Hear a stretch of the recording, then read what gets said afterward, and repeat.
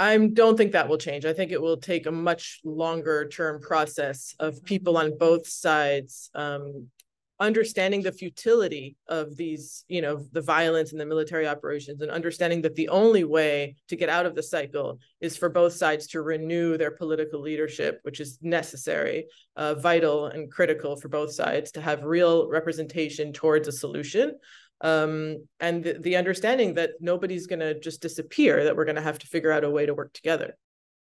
Hello and welcome to Frontline for Times Radio. I'm James Hansen, and today we're talking about the latest with Israel and Gaza. I'm delighted to say I'm joined by Mairav Zonszein, senior analyst on Israel-Palestine with the International Crisis Group. Her writing has appeared in the New York Times, the Washington Post and Foreign Policy, among other publications. Mairav, thank you so much for joining us today on Frontline. Thanks for having me. I wanted to start just by talking about the mood in Israel at the moment, because we're almost 2 months on now from the October the 7th attacks. Just sum up the mood among Israelis now. Well, the last few days has been very, very different from the first 50 days of this war, because we have a pause in the fire and we have hostage releases every single night, right? So children as young as 3 years old, every night we've seen them come out from captivity in Gaza, and that has completely dominated and captured the hearts and minds of every single Israeli, including myself. You sit down and you wait to see them come out. And the narrative from this kind of, the tunnels under the hospitals and the strategy and how we're going to get to Hamas, that's been completely overshadowed in the last few days by the ability of Israel to release these hostages. Something that some people believe could have been done much sooner, much earlier on. But, the ability to return children to their parents and parents to their children is something that Israelis now are they just want more and more of it. So we have seen now that we did 4 days of this, and we're going to extend it for another 2 days at least. And I think all the Israelis, and especially the families of the hostages who have campaigned so hard for this to happen, are really, very, very, I don't know if the word is happy, but relieved that this is able to be happening right now. That's really interesting, because my sense, looking at it from a Western perspective, is that what's missing sometimes in the discussion in Western media is the fact that Israel is, in a sense, I don't know if you'd agree with this, a nation still in a state of mourning. It absolutely is. And some of the people who are coming out of captivity don't know what happened. Some of them have family members that were murdered. They don't know. Some think their family members were murdered, but find out that they weren't. You have families that are separated. All the fathers are still back there. There's absolutely a sense of mourning and trauma. And also the kids who are coming out, it's unclear what kind of mental state they're in, how long it will take them to rehabilitate. And also remember that all the victims of these, the October 7th attack and the people who are in captivity, they're displaced from their homes, right? So they're not even going back to their homes. They don't even know when they can go back. So it's a nation that is in constant mourning and trauma. I want to come on to some of the tactics that Israel is using in terms of its ground operation in a moment, Mairav. But first, just on the mood in Israel, it was really striking reading a piece you wrote recently for Prospect about the fact that gun ownership looks set to triple among Israelis. Is there a sense that what happened on October the 7th has fundamentally shaken how safe Israelis feel? Yeah, that's absolutely right. It has shattered Israelis from across the country, not just in the areas that were affected. Their sense of security, also the trust in the government, and specifically in the Prime Minister Netanyahu. I don't think there's a person in Israel other than his wife and kids who want him to be in that chair, and yet he is still there. He is the only leader who hasn't taken responsibility for the October 7th attack. All of the military leadership around him has. And I think the public sentiment is very much against Netanyahu and a lack of trust in him being able to carry us out of this crisis. So that's definitely part of what's happening here. Let's come on to the ground operation in Gaza. Obviously, there is the humanitarian pause at the moment to allow the release of the hostages.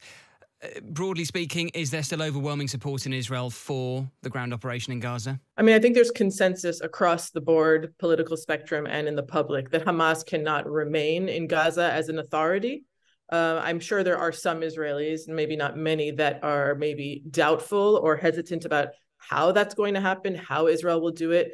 And Israel has had a hard time providing clear achievements and a clear victory narrative. There's been a horrible destruction from the air as well as a ground invasion that Israel has claimed has made several achievements, but I think what we're seeing in the last few days of this pause is that Hamas is actually very much still intact. It's able to secure a deal. It's able to enact and implement the deal. It's able to negotiate and create delays. And so logistically and politically, it has a complete hold still, I think, of the Strip. So Israelis don't want Hamas there. But, the big question has been, how is Israel going to be able to do this? Is it able to do this? At what cost? Certainly the cost to the people in Gaza is already huge. I mean, we have a humanitarian disaster of massive proportions and the civilian death toll that is hard to understand.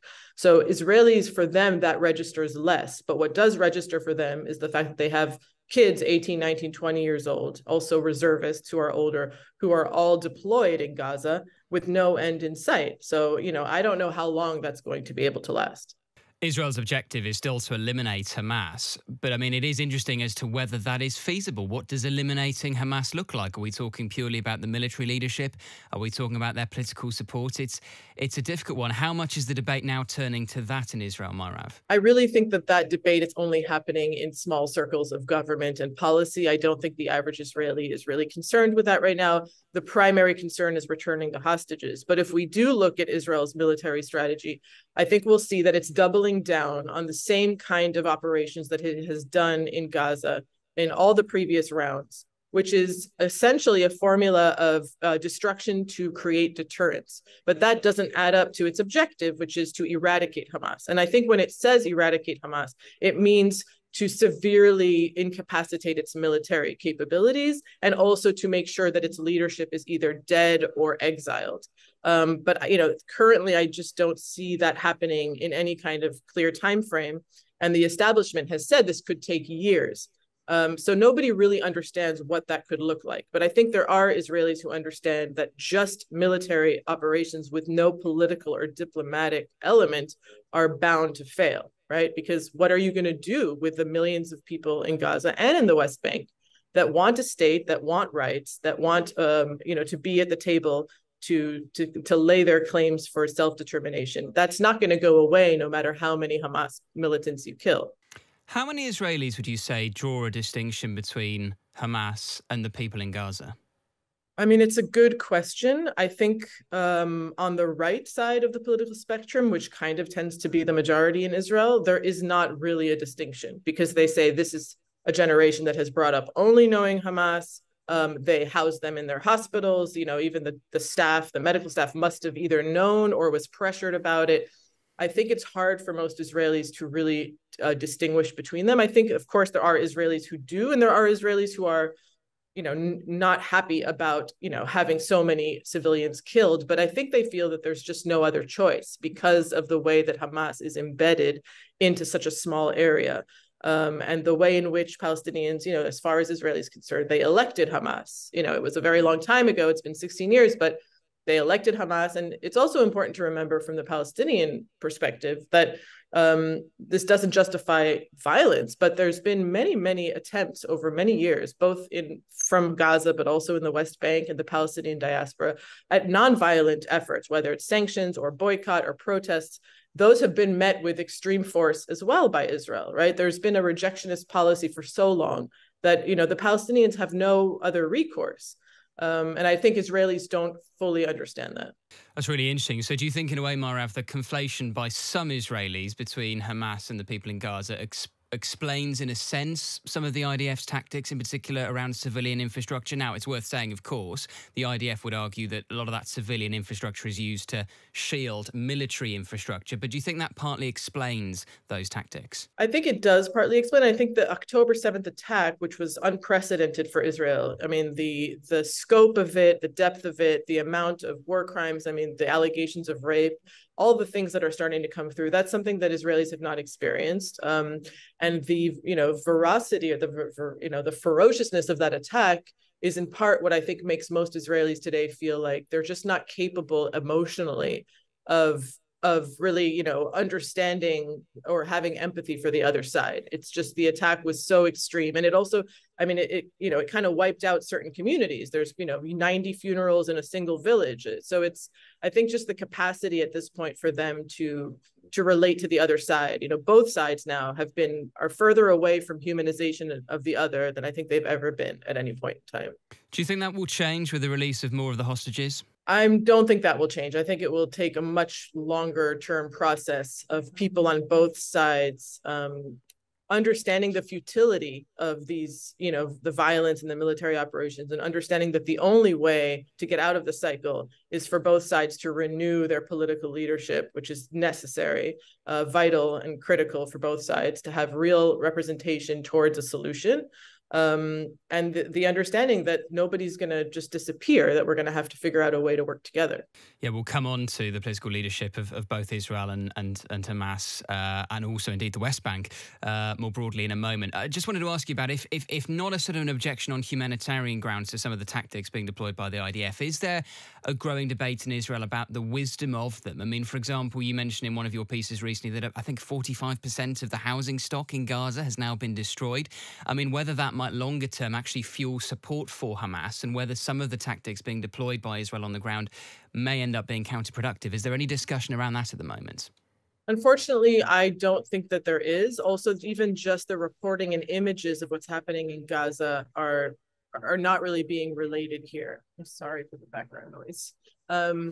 So it's not a debate that's happening, as far as I can tell, inside Israel. But, for people like me in the policy world, and for analysts and for journalists, I think, if you look at the history of the Israeli-Palestinian conflict, it's very clear that Hamas was born out of the fact that the PLO wasn't able to achieve what it wanted, or the PA more correctly. And so you have a process where the radicalization happens. And so even if Hamas is eradicated, what will take its place? Very likely something that's even more radical. So unfortunately, I don't think that Israel is serving its own security interests. And that's putting aside the fact that the world and world opinion, and especially in the West, the populations in the US and Europe, they are coming out very strongly against what Israel is doing, even more so than some of the publics in the Arab world, for maybe obvious reasons. But that's something that, Israel, I think, will only hunker down more in its own positioning and say, see, they all think that we're illegitimate. But in reality, Israel has to realize that its tactics are not only problematic on a moral level, but that practically they don't deliver on security. I suppose the Israeli government would say they don't care about international popularity, they care about security first and foremost. But is your argument that longer term that they do need to care about international opinion? Yeah, absolutely. And specifically, I mean, if we look at what's happening, and the US under Biden has provided Israel with almost a complete carte blanche, blank check, but that has some kind of time limit, I'm sure, also for the US's own, Biden's own national interests. So in some ways, the Western world is very much behind Israel, but that is something that through the population and public opinion and the younger generation will change. And you see it happening maybe on a very slow level, but I think Israeli leadership and the next generation of leadership will have to understand that it's not always going to be that they can do whatever they want with impunity. And in a lot of ways, the reason that we got to where we got today, and the reason October 7th could happen in part, is because Israel acted with impunity and with this kind of hubris and arrogance for many, many years, where it could sideline the Palestinian issue, it could build up walls, it could build up surveillance, it could sell weapons, it could use its weapons on Palestinians, and think that it was just free from any kind of reprisal. What we see is that that's not the case. So it's going to have to change at some point. Otherwise, we're just going to repeat the same cycles. And if not Netanyahu, who leads Israel? And is there not a risk that you end up with someone more right-wing than you end up with a Smotrich or a Ben-Gvir? That is always a risk. And the truth is that there is no alternative vision. There's no alternative political leader. There's nobody with the kind of stamina or charisma that Netanyahu has clearly had in this country. So it would have to probably be somebody new that would come along, maybe as a result of the process that we're going through now. But this is partially why it's so difficult to create new political visions and goals in Israel, because there's nobody who's providing an alternative and who's criticizing the current government and really most of the governments in Israel, if not all of them, for not providing an alternative vision for how to deal with the Palestinian issue. I mean, Netanyahu is the person who has led the country the longest and has really rooted this doctrine of we don't need to deal with the Palestinian issue. We can manage the conflict, we can shrink the conflict, we can, build up our economy, and all the Arab countries will make deals with us and it won't make a difference. And he clearly failed. He failed to provide security and stability on that doctrine. So the question is somebody going to rise up and create a new doctrine? And so far, that's not the case. Just on Netanyahu's position, I mean, he is the great survivor of Israeli politics, and much of the debate since October the 7th is that he's on borrowed time, and that once the most immediate fighting of the conflict dies down, he will probably be pushed out. Is that the case, though? I mean, do you not think his track record suggests that he might last a lot longer than people give him credit for? He is very resilient, and it's very hard for me to predict. I think a lot of people have already said, a lot of journalists I've spoken to and political analysts, they believe that he is on borrowed time. It's just a matter of time. Again, like, the public sentiment is so clearly against him that it would be very hard for me to see how he stays in the position for much longer. At the same time, he's still there when everybody doesn't want him there. And there is nobody else who's really challenging him at this point. And he has, really consolidated power. He's very corrupt. He has controlled aspects of the media here for, quite a long time. And so it is very hard to see how it will happen. But I think eventually it will happen. And I think the longer some people believe that it's in Netanyahu's interest to drag this war out, and that, and that's very possible. But the longer this drags out and the longer there are no clear achievements and stability cannot be restored, not just in the south, but also in the north and elsewhere, I think the more that happens, the more Israelis will realize that we need to change this leadership. Otherwise, we'll never get out of the cycle. And is there any prospect, Mairav, of Netanyahu being replaced by a figure from the Israeli centre of politics? I mean, some would argue that that's, been in retreat in recent decades. However, some of the changes recently, or some of the proposed reforms to the judiciary, some could argue has sort of revived the Israeli centre a bit. Do you think there's any chance of a centre ground figure emerging? I mean, the central figure is Yair Lapid, who is the head of the opposition movement. His perspective on the Palestinian issue is, when you get down to it, not that different than Netanyahu's. It is a bit different. He still does believe that there should be some kind of two-state solution. But when you really push him on the issues, it's not clear that he would, take the political sacrifice and the concessions that would be needed. It's true that there's a stronger movement now for, what they consider to be supposed Israeli liberal democracy and values that are, an alternative to the Netanyahu government. But when it comes to the Palestinian issues, I'm not sure that they're there yet. So on that level, on that matter, there's still yet to be a leader who arises that could provide an alternative on that. I want to come on to the future leadership of Gaza in a moment, Mairav, but first, just on the West Bank, just bring us up to speed with the latest there, because of course there is fighting in the West Bank. Yeah, so before the October 7th attack from Gaza, the West Bank had seen the deadliest year for Palestinians and for Israelis as well in terror attacks in about 20 years since the Second Intifada. And the West Bank is an area which over years, but especially since the Netanyahu far-right government took power, has been basically an area where Palestinians are being gradually, incrementally, and systematically displaced, disenfranchised.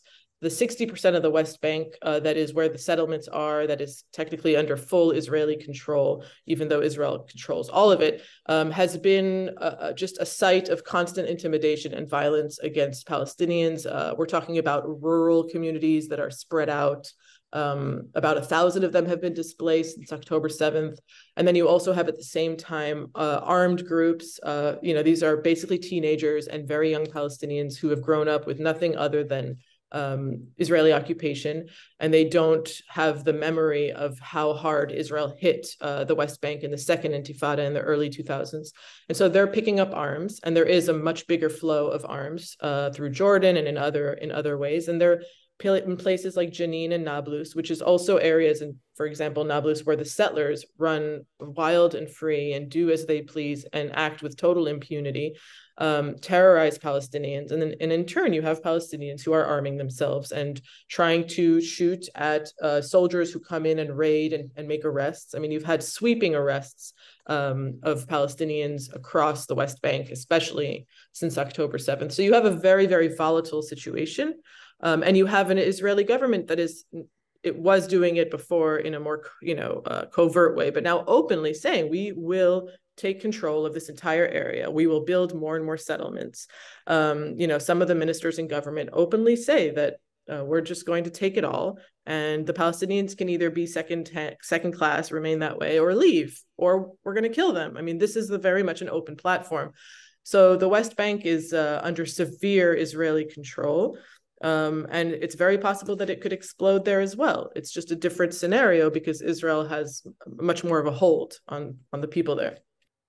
It was interesting you mentioned earlier, Mairav, how maybe a concerning number of Israelis view Hamas and the people of Gaza almost interchangeably. How would many Israelis view the people in the West Bank, where, of course, Hamas are not in control, it's Fatah in control, they have not elected a Hamas government, but is there still an element of that, of viewing them almost interchangeably? I mean, I don't think most Israelis think on their day-to-day about that. The Israeli settler movement and the right movement believe that the Palestinian Authority is just as much a terrorist entity as Hamas, and that it's not a partner that you can speak to. So there's really kind of a dead end there as far as politically. I think in general, Israelis feel as a result of a leadership that has denied political rights and political existence of Palestinians, that they don't really exist. They're not really there. They're only there when they commit violent acts against Israelis. So, Israelis understand that there's a difference between the West Bank and Gaza, but I think the consensus is that there's no partner to negotiate with. There's no Palestinian state that can, viably arise. And there are, of course, former Israeli military officials who talk about separation, who talk about the Palestinians having some kind of autonomy.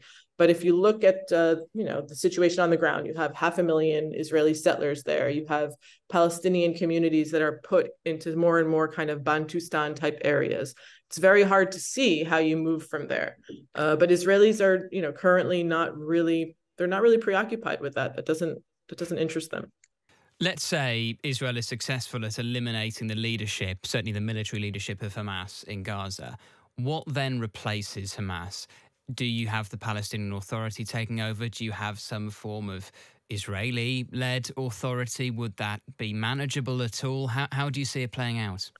Nobody knows. Israel does not have a clear strategy. There's a lot of different ideas being moved around. The Palestinian Authority is kind of what the U.S. and maybe the moderate Arab governments believe is the only way. But the Palestinian Authority is already debilitated, corrupt, lost legitimacy amongst Palestinians in the West Bank.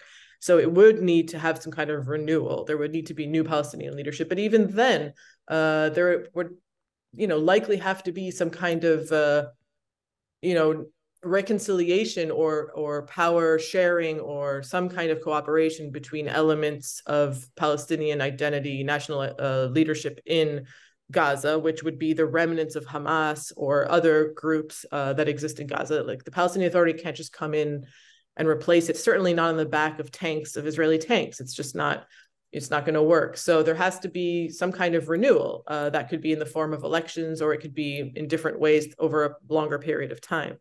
But currently, in the current situation, neither in Gaza or the West Bank, is there a leadership that can really take hold of Gaza. So, at this point, with Israel saying that it's going to have to have some kind of indefinite period of security control over Gaza, but it's also saying that it's not going to reoccupy Gaza, I don't really see, how that's going to work. It looks like it's going to be some kind of form of continued or reoccupation of the Strip, and then some kind of reduction of the people who live there to humanitarian aid groups.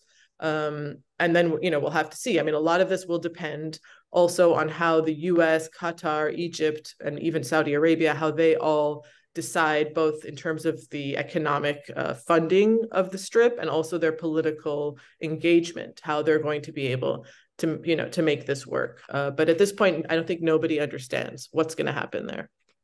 You mentioned some of the regional players there, Mairav. I mean, to what extent do you think there is still a risk that this conflict could escalate further, which, of course, was one of the big fears, particularly of the US at the start of the war?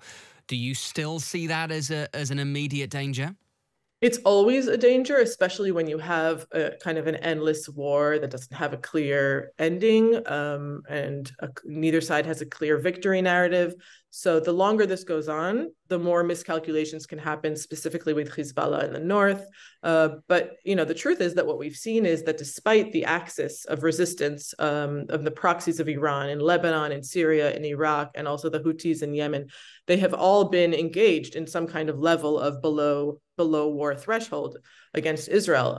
And so that can always escalate. But at the same time, Iran has indicated that this is not its war, that it wasn't aware that Hamas was doing this. And Hezbollah has kind of, preserved a formula with Israel where the tit for tat remains below the threshold of war. And I think both sides have indicated that they're not interested in allowing it to escalate. So it's very, very fragile. But I think most people kind of are interested in keeping it, contained to Israel, Gaza as much as possible. But the threat is always there. Just finally, Mairav, we started this interview by talking about the fact that Israel really is still in a state of mourning. And as I said, I'm very struck, speaking from the UK, that some of the debate, I think, misses out the fact that Israel is in a state of mourning and how Israelis are viewing the situation. What do you think is missing from the international discussion around this conflict? Well, I mean, Israel has, like I said earlier, been able to act with impunity. It has, occupied territory in a war that it holds on to for over half a century. And what it's doing in Gaza, everyone can see, is just unconscionable. No matter how much you believe it has a right to defend itself, the destruction of people and infrastructure is just something that's hard to bear. And the Gaza was already in a humanitarian disaster, or on the brink of it, for years under a siege. So now, 14,000 people, 6,000 kids. How can anyone wrestle with that and reconcile that? And at the same time, Israel also suffered a very intense attack, and it continues to be in mourning, as you said.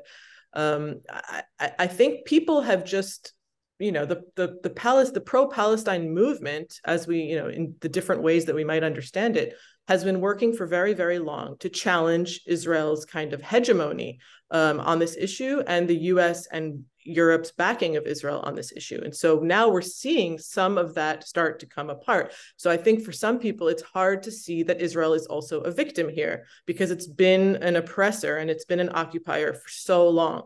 Again, you do have to kind of put things into perspective. Yes, Israelis are suffering. Yes, the taking of hostages is a war crime. Yes, the October 7th attack is a war crime.